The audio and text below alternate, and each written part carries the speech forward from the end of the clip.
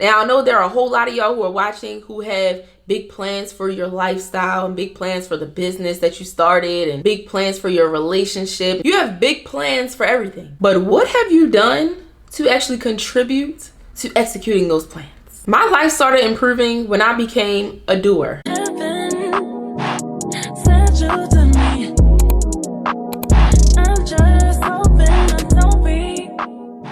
Hey girl, welcome back to my channel. My name is Trinity. If you're new here, today I'm going to be sharing with you 10 simple things that you can do to level up in life. If you're not new here, then you know that I love to give practical and simple tips for every topic, because I'm a firm believer in the fact that all you have to do is make small little tweaks to your life in different areas in order to really become who you want to be or to have the life that you want to have. You'd be surprised how much can change in your life just by you changing your mindset when it comes to certain things, or changing your perception, tweaking certain character flaws that you might have. A lot of people have these grand ideas for how they want their lives to look and who they want to be, and many of them are focused on just going from A to Z, but you should really focus on going from A to B and B to C and C to D and so on and so forth, because there are so many little things along the way that matter and make such a big difference when it comes to trying to accomplish your goals. And not only do I like to give you simple and practical tips, but I like to tell you things that I have personally done myself, things that have worked for me. So all 10 of these tips that I'm going to share with you in this video are things that I have personally done or am still doing to become the best version of myself and to live the life that I want to live. No, I'm not 100% at my destination yet, because honestly, the destination is always fleeting. But I have made a significant amount of progress mentally, emotionally, physically, spiritually. So I believe that these tips will definitely help you to at least become a few steps closer to where you want to be in life. Of course, make sure you like, comment, subscribe, especially if you love content like this, content about personal development and self-development, becoming your best self, your highest self, because that is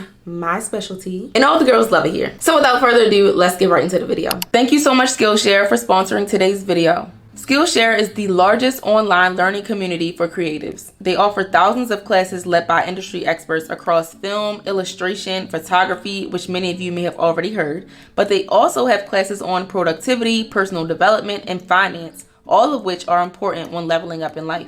I was super excited and surprised to see one of my favorite people from Instagram on Skillshare. Her name is Nedra Tawab. She's a therapist, and she has a class on Skillshare titled Reach Your Goals, 7 Personal Development Exercises to Build a Life You Love. This was literally the first class that popped up in my suggestions. While I am a lover of all things personal development, I'm also on a journey of exploring new hobbies, and Skillshare offers plenty of classes for us to deep dive into things like drawing, photography, graphic design, and so much more. This summer, invest in yourself by starting a learning journey on Skillshare to explore your creativity and find new passions. The first 500 people to click the link in my description box will get a 1-month free trial of Skillshare. So if you'd like to level up with a new skill or hobby, or just learn how to be more productive, click the link below and start your free trial with Skillshare today. Number 1 is to surround yourself with people who you can learn from. You should not be the smartest, most successful person you know. I'm not gonna lie, for a long time in my life, I was that person for a lot of people. I stood out a lot in the friend groups I had because I've always been an entrepreneur. I've always been a very creative person. I did a lot of like unconventional things. So I just thought I was super duper special, because a lot of my friends, you know, they worked 9 to 5s. Even if they were doing good for themselves, it was always like, but wow, you're an entrepreneur. You kind of make the same amount of money I make or more, and you work for yourself. So I always felt like I was doing so much, until I found myself surrounded by people who were doing more than me. Then I started feeling like, dang, I don't even think I'm doing enough. The first person who made me feel this way was this hairstylist I was working for when I was in college. Her name is Shada. Shout out to Shada Elise. But I started working for her in like my sophomore year of college, I believe. And she was getting to it, okay? At that time, of course, I wasn't doing lashes and makeup full time. I was just kind of doing it as a side hustle while I was in college. But I followed her on Instagram, and I saw how hard she went as a hairstylist. She was like one of the most well-known natural hairstylists in Baltimore, and she was looking for an assistant. So I applied, and although I was working for her, she was really invested in pushing me to do what I wanted to do. And she was the first person who really made me feel like I could actually make a living off of the things that I was doing. She taught me so much about like drive and work ethic, because I thought my work ethic was good, but clearly it wasn't that good. She taught me a lot about finances too. I will never forget when we were in New York. We were on our way to the set, and she was telling me about the saving plan that she had started. It was a 50-30-20 savings plan, where you basically would put 50% of your income towards your bills, 30% would just go to whatever you wanted to do for fun, whether it was getting your hair done, getting your nails done, going out to eat, buying yourself a bag or whatever, and 20% went into savings. I still use that to this day. She also opened my mind a lot when it came to travel. I didn't really travel much as a kid growing up. We went to like Myrtle Beach, Ocean City, like places like that. I don't even think I got on a plane until I was like 22, which is a lot of people's experience. But my mind didn't really go there. And growing up, my dad, he went to Cancun every year. Matter of fact, he still does. I think he's been to Cancun like more than 15 times. And he never goes anywhere else. So I never thought about traveling to all these different places that she was going to. So sometimes all you really need is someone to broaden your horizons and open your mind to things you didn't even really know existed. Like I said, I was working for Shada between the ages of like 18 and 21 on and off. And then maybe like a year or two after that, I met my friends who I have now, like my closest friend group. I met them through working. Actually, they started off as my clients, and then we just built a relationship and became really good friends. I'm surrounded by women now who are doing just as much as me or more. And there's nothing wrong with having friends who may not be doing the same exact things as you, or may not be making as much money as you, or just doing as much as you, period. There's nothing wrong with that at all. But you have to also have people who you can learn from, because you need people to pour into you too. And not only do you really need people who you can learn from as far as like business opportunities and finances and travel and stuff like that, but you need people who will tell you that what you're doing is dumb. You need people who will tell you that you're being a clown. You need people who will hold you accountable. That's what I love about my friends that I have now. They have stopped me from a whole lot of clown behavior that I was partaking in for a really long time. You need friends who are not going to keep condoning you going back to the same guy over and over again, knowing that he is ruining your life. You need friends who are going to say, well, why don't we like her again? When you say you don't like somebody, or when you say you're beefing with somebody. You need friends who are not just going to ride for you just because you're their friend, but they're going to tell you that you tripping sometimes. The other day, my boyfriend said to me, I love your friend group. He was like, I feel like they hold you accountable, and I feel like y'all fit each other very well. Like, we all kind of have different things going on, but when it comes to mindset, we're all on the same page. And when somebody gets off the page, we bring them back in real quick. They don't just go along with everything I say. They challenge me, like really challenge me in so many different ways. And that has stretched me so much. I think one of the best things I could have ever done was allow myself to get close to people who I honestly would have never thought I could possibly be friends with. Because I'm not gonna lie, I used to be intimidated by people who seem to have a little bit more than me, or maybe do a little bit more than me, or know a little bit more than me, because I was so used to being that person for everyone else. I was so used to being the one who everyone could come to for advice about a whole bunch of things. I was so used to being the one who everyone kind of looked up to, and I didn't realize how much I needed that in my life. Now, the last thing I want to add to this first tip though, don't use people. Like, don't just try to start attaching yourself to people just because of what they have and what they can teach you, what you can learn from them.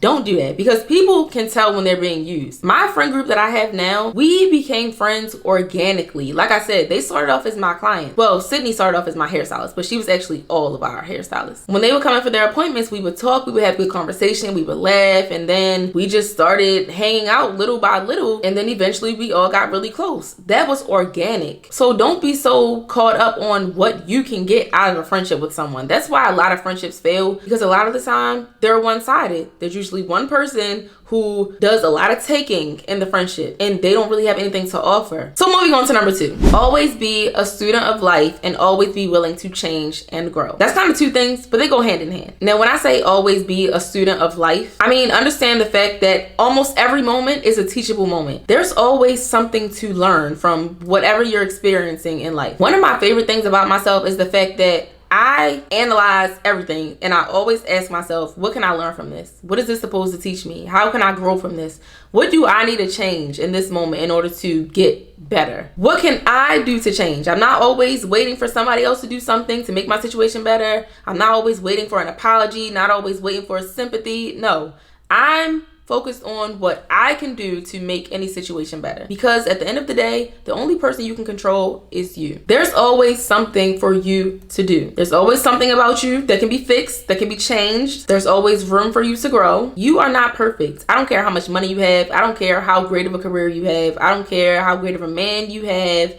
I don't care about none of that. There's always room for improvement. And as long as you hold on to that, you will always progress in life. I think about a lot of things that I feel like a lot of people don't think about. And this is how I knew that this was my purpose. And I have noticed over the years how much that has actually made me improve. Like, everything starts in your mind. The idea of the life you want to have, the idea of the person you want to be, that all starts in your mind. Like, you don't need a whole bunch of money to be that person. You don't need a whole bunch of money to have that life. Well, maybe you do, but it starts with you changing who you are. Like, there are so many things about yourself that you need to change in order to be that person. There are so many things about yourself that you need to change in order to be able to live that life that you want to live. Because like I said in the beginning, it's not about going from A to Z. It's about learning as much as you can at every step from A to Z. So right now, my boyfriend is reading the book Atomic Habits, and when he's done, I'm actually gonna read it too. But he was telling me about the book the other day, and he was talking about how a lot of people have this idea of the lifestyle they want to have, or all these things they want to have, and they don't even realize that in order to have that, there are a bunch of micro habits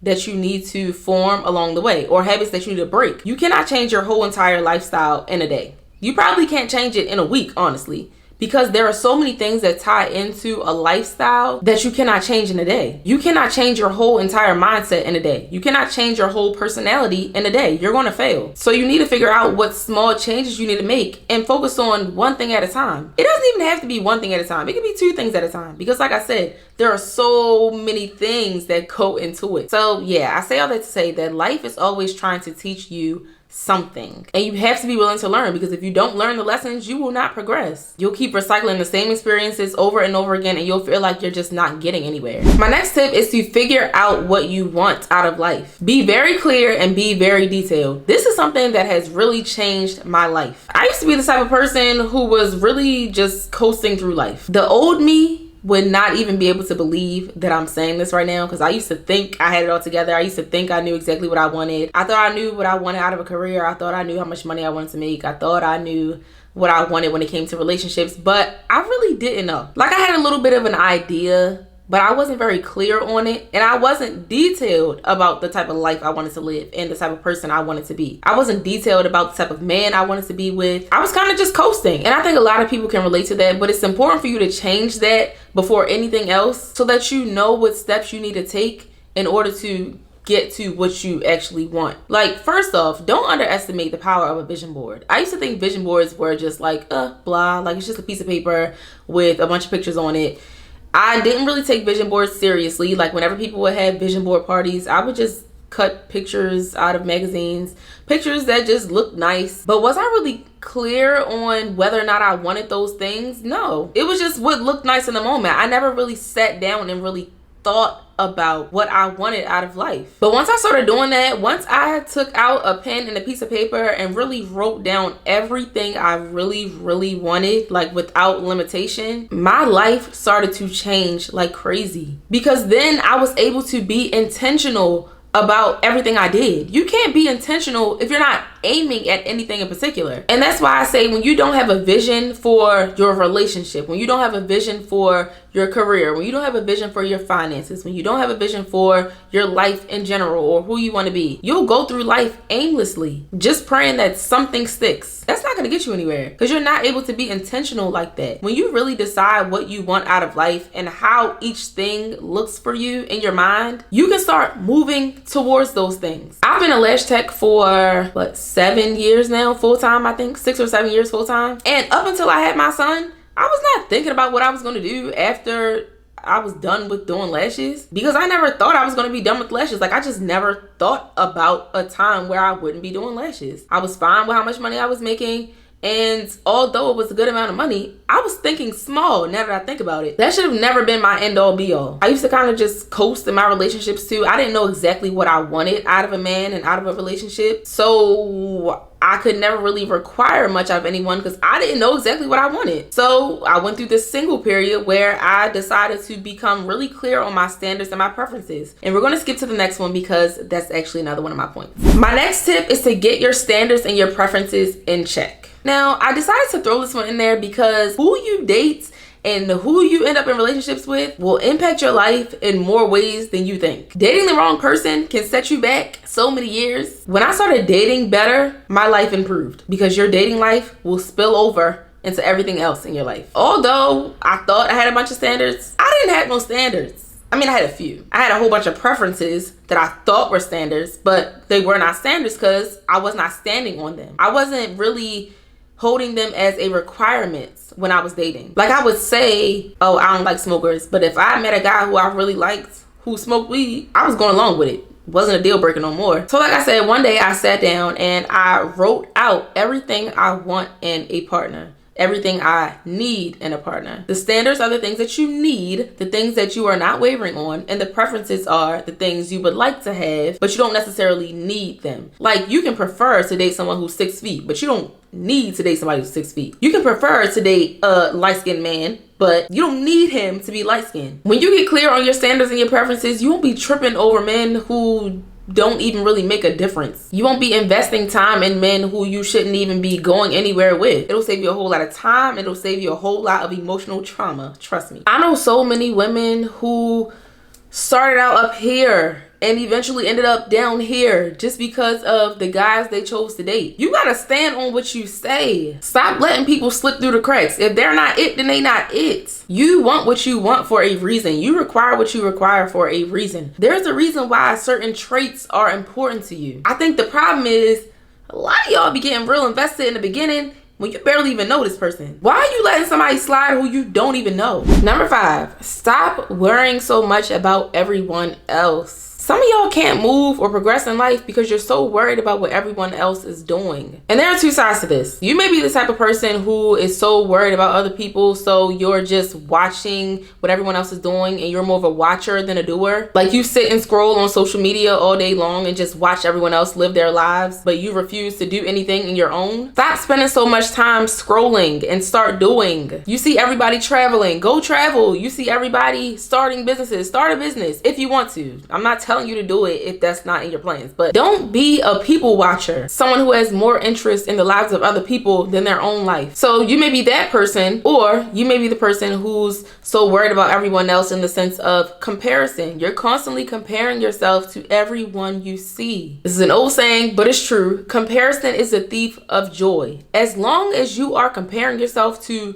someone else, you will never be happy. You will never have peace. You will never have joy, and you will never progress in life. Life is not a competition, and that is the main thing you need to remember when you're trying to stop comparing yourself to everyone else. Where there's comparison, there's competition. And you should not be in competition with anyone but your old self, because being the best at anything is subjective. So you might as well just worry about yourself and stop putting yourself up against everyone else. Like, learn how to have tunnel vision. You should not see what anyone else is doing. You should not see any other lane but your own. And I know this is so hard. Like, it's easier said than done, especially now that we have social media and we're literally seeing highlight reels of everyone's lives. But you have to learn to trust the timing of your own life. Things happen for you when they're supposed to. Now, you can't just sit around and wait for stuff to happen. No, you gotta do a little bit of work, or a lot of work, so that you can actually be moving along in life, because life does not just happen. You got to make it happen. But you have to trust that as long as you're planting seeds every day, as long as you're laying the foundation every day, building brick by brick, you will eventually get to where you want to be. I was talking to my boyfriend the other day and I was telling him that I noticed that I'm not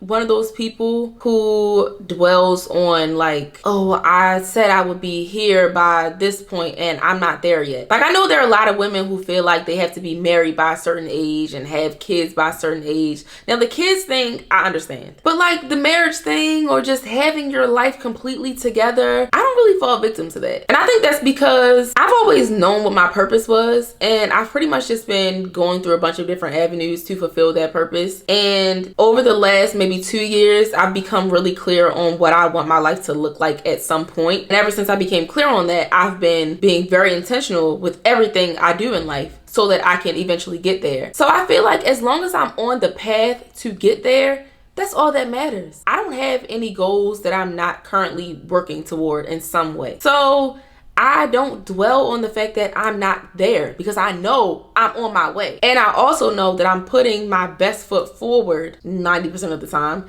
to make sure I get to that point. I think people get upset and discouraged and just depressed about not being where they want to be when they're not really doing anything to get there. Like, you might think you're doing something, but you might not be doing what you need to do to get to that point. Like, there are a lot of women who want to be married real bad, but should you really be marrying that person you're with right now? Are there things in that relationship that you know you don't want in a marriage and you don't see those things changing anytime soon? Are you dealing with someone you really don't even like? Are y'all in a space right now where he should really be getting on one knee and proposing to you? He might be saving you from a lifetime of misery. Some of y'all complain about the fact that your business isn't where you want it to be, but honestly, are you really putting in the amount of work you need to be putting in order for your business to be there? And if you are, you're probably not tripping about the fact that you're not there yet, because you know, oh, any day now this is going to happen. Like, when you're on the path, that's how you think. And that's literally how I think every day. Any day now, what I want to happen is going to happen, because I'm setting myself up for it, literally. Like, it has no other choice but to happen. I've seen people younger than me buy houses on Instagram, and it doesn't make me feel any type of way. It doesn't make me feel like a failure because I'm still sitting here in an apartment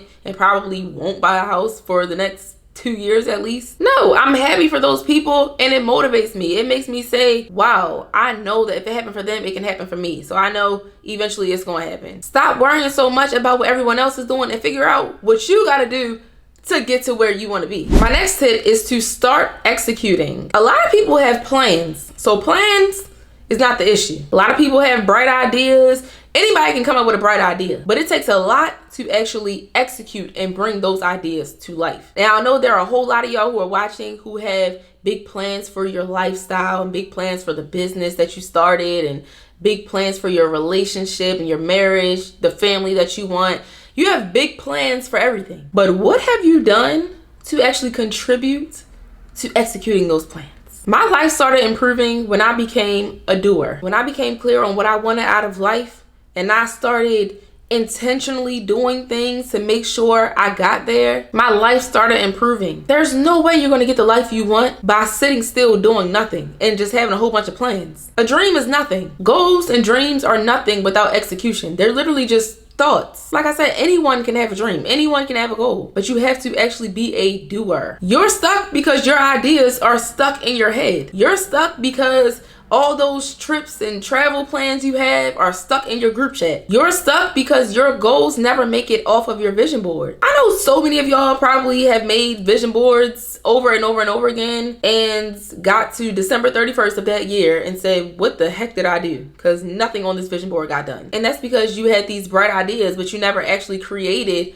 a plan and stuck to that plan to make sure those things actually came into fruition. I told y'all, I used to feel like vision boards were just like a thing. Like, it was just a board with pictures on it. And it is, if that's all you make it to be. If you don't do anything after you make that vision board, yes, it's just a piece of paper with pictures. But nobody ever really talks about what needs to happen after you make the vision board. After you become clear on what you want, first of all, be clear on what you want before you make the vision board. That's number one, because a lot of us be sitting down just cutting pictures out the magazines just because they look nice, like I said. And we were never really clear on whether we really wanted that or not, or why we wanted those things to begin with, which is probably why you never take the steps once the vision board is done to actually make those things happen. Instead of looking through a magazine and saying, oh yeah, I want this. Or looking through Pinterest and saying, oh yeah, that looks nice, I want this. You have to become clear on what you want first. Look for those pictures, put them on the vision board, and then you look at that and say, okay, what steps do I need to take this year to make sure these things happen? And if I don't get to these particular destinations, how can I put myself on the path to get there? There are some things on my vision board for this year that were on there last year. But I was working on these things last year. It's just that I wasn't done by December 31st. I wasn't done. And that's fine. As long as you stay on the path, that's all that matters. My next tip is to go to therapy. Oh my gosh. I was in therapy for like 3 years straight. I started therapy during the pandemic. So it was like 2020. And I did it consistently for, I believe, 3 years because I stopped last year. Now, the frequency of my sessions changed. At first, I was doing every other week, and then at one point I was doing every 3 weeks, and then there was one point where I was doing every single week, and then there was another point where I did once a month. So whatever works for you, just do something. Go to therapy. Even if you feel like nothing is wrong with you, still go. It's something that I feel like everyone can benefit from, no matter where you are in life. And like I said, you may feel like there's nothing wrong with you, and there may not be anything wrong with you per se, but therapy will stretch you and help you to grow in ways that you can't even imagine, because there are a lot of things that you're probably not even thinking about that you probably should be thinking about. Your therapist will notice patterns in you that you probably would have never noticed in yourself. And the thing I love about therapy is my therapist never really told me what to do, but she let me make my own decisions while also making me think about why I was making that decision. And as a result of that, I started making better decisions because I knew what was driving me to do all the things that I was doing. I mended so many relationships while I was in therapy. I learned how to set boundaries. I learned how to stop being a people pleaser. I learned how to really advocate for myself and stand up for myself. I learned how to stop taking things so personal, because that was a big problem I always had. And I'm not gonna lie, I feel so much lighter now. And one reason why I'm not currently in therapy is I feel like she taught me how to handle situations without her. I got to a point where I felt like I had to learn how to trust myself. That's actually something that I wrote down in my goals. I feel like it was last year. At one point when I was in therapy, whenever a problem would arise, I would call my therapist and be like, I need an appointment like tomorrow, because I felt like I had to talk to her in order to handle situations the right way. And then I got to a point where I was like, you know what? You gotta be able to take the things that you have learned in these 3 years and trust that you know how to make decisions. Trust that you know how to handle situations. So it definitely helped me to grow in that aspect. But I say all this to say that therapy is definitely something that I encourage everyone to do at some point. A lot of y'all DM me on Instagram and ask like, oh, how can I get you to be my mentor?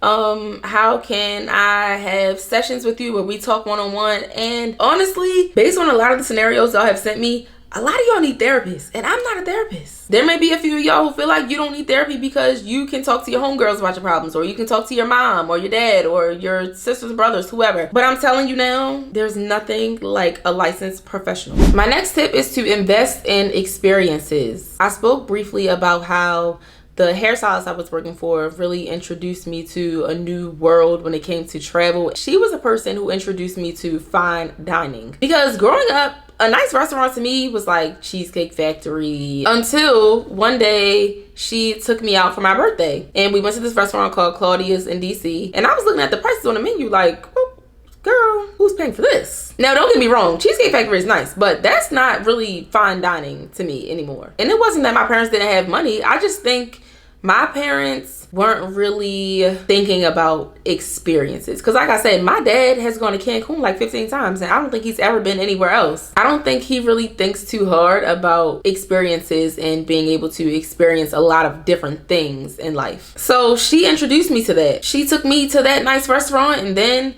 I started going to nice restaurants whenever I had the money to do it. And you don't have to do it all the time, but you definitely should experience it when you can. There's more to life than Cheesecake Factory. I'm looking for a new place to get massages, but for the longest time, whenever I wanted a massage, I would treat myself to a massage at the Four Seasons. The massages be like $250, but to me, it's worth it because of the experience that comes with it. You're not just paying $250 for a massage. You're paying for all the amenities in the hotel. You're paying for the customer service, and I like doing stuff like that. Although I don't do it that often, I like doing stuff like that because it puts me in a place where I feel like I'm being the person I want to be. The person I want to be does stuff like that all the time. The person I want to be dines at fancy restaurants. She stays in nice hotels when she travels. I love luxury experiences, but you have to pay for luxury experiences, and that's the part a lot of people don't like. So that's why I say invest in experiences if you want to level up in life. You'd be surprised how much is out there. Like, I go to these hotels and the feeling you get from experiencing these things is just unmatched. So definitely don't underestimate the power of experiences and how they can make you feel and how they will put you in the mindset of that person you want to be. It'll give you that feeling of where you eventually want to be in life. Number 9 is to follow people who inspire you. Recently, I went through my following list on Instagram and I unfollowed a bunch of people. And I felt really bad about it in the moment because a lot of them were people I met in like elementary school, middle school, high school, college. So I just felt like, oh my gosh, they're gonna think it's beef when they notice that I unfollowed them. But honestly, it's not personal. I was following a whole lot of people whose lives I had no interest in. Like, I probably just followed them back just because they follow me. Now, I'm not the type of person who takes it personal when someone unfollows me, because if you unfollow me, you're actually doing me a favor. Having a whole bunch of people follow me who are not engaging with my content does nothing but hurt me in the long run, because I look at my social media platforms like I'm doing this for business. So if you don't follow me, then you just weren't a part of my target audience, and that's fine. Not everyone understands that though. Like, a lot of people will get offended when you unfollow them because they'll feel like, oh, who does she think she is unfollowing me because she want to be a little influencer? But honestly, it's not about that. I just get tired of seeing a bunch of stuff on my timeline that I care nothing about. I don't want to be scrolling seeing you twerking all the time. I just don't. Not gonna lie, I don't care to follow nobody who's just posting their kids all day long. I don't follow your kids. I follow you. And like I said, it's nothing personal. It's just preference. Like, these are things that I just prefer to not see when I'm scrolling. I like to have a very curated timeline. I want to be liking stuff as I'm scrolling. If I'm not liking your stuff, you shouldn't even want me following you to begin with. Don't worry about hurting people's feelings. Now, if it's someone you're close to, then okay. But a lot of these people I was unfollowing, I don't even really know in real life. Like, we probably met in passing, or they might be associates. People who I'm definitely not close to. So I honestly just shouldn't care. Follow people who you can learn something from. Follow people who inspire you. Follow people who motivate you, because at the end of the day, if you spend a lot of time on Instagram, you're feeding your mind with everything that you see. I know a lot of y'all probably scroll for hours. So if you're gonna scroll, at least be scrolling, looking at things that are benefiting you. And lastly, number 10, work on your confidence. How you feel about yourself and how much you love yourself influences everything you do in life. If you have low confidence and low self-esteem, you will be dating the wrong guys. You will be in relationships you have no business being in. You won't feel worthy of anything good. You'll self-sabotage because you don't feel worthy of anything that's good. You won't take risks. You won't take chances. You'll surround yourself with people who are no good for you. And you'll ultimately think really small when it comes to deciding what you want for your life. A few years ago, I made the conscious effort to really work on my confidence and become a more confident person. And my life improved so much because I started believing that I could have more. I started believing that I deserved more, that I was worth more. I felt like any man I dated would pick me because I didn't need that much, because I already had my own. I didn't realize that I could have my own and still require certain things out of men, because I honestly didn't see my worth outside of my work ethic. And I didn't think I was pretty because I was comparing myself to everyone around me. I was comparing myself to people who looked nothing like me. I didn't have my own beauty standards. I didn't have my own idea of what beauty was. And I also just was not accepting of the fact that everyone is beautiful in their own way. And no two people are exactly alike. Even identical twins have differences. You will never be exactly like someone else, no matter how hard you try, no matter how much you try to shrink yourself, no matter how small you try to make yourself seem, no matter how much you dumb yourself down. You're still you, and you're not going anywhere. You hiding and walking around with bad posture and looking down at the floor when you walk into rooms does not hide you. People can still see you, girl. You're not invisible. And I had to learn that. So I learned to live with who I was, and I learned to love myself. But I also learned to change the things that I didn't like, the things that I could actually control. Because I think a lot of the time we sit and we dwell on things that we cannot control, or things that we don't have the money to fix at the time. Like, if you don't like your nose and you eventually want a nose job, you probably can't afford that right now, girl. So what you gonna do? Walk around with your hands like this over your nose? No. You not having the biggest butt is not the end of the world. You not having the biggest boobs is not the end of the world. You not having the best skin is not the end of the world. Like, girl, stop taking yourself so seriously. You have to learn to love you before anyone else can learn to love you. And I promise you, once you learn to love yourself for who you are, everything else will fall in line. I do have a whole video on confidence. I actually have 2 videos. There's a part 1 and a part 2. I'll link those down below. So if you're struggling with confidence, definitely watch those. That does bring us to the end of this video. I hope y'all enjoyed all 10 tips. If any of these resonated with you, feel free to let me know down below in the comments. Make sure y'all like, comment, and subscribe, and I will see y'all in the next video. Bye. To me, I'm memory.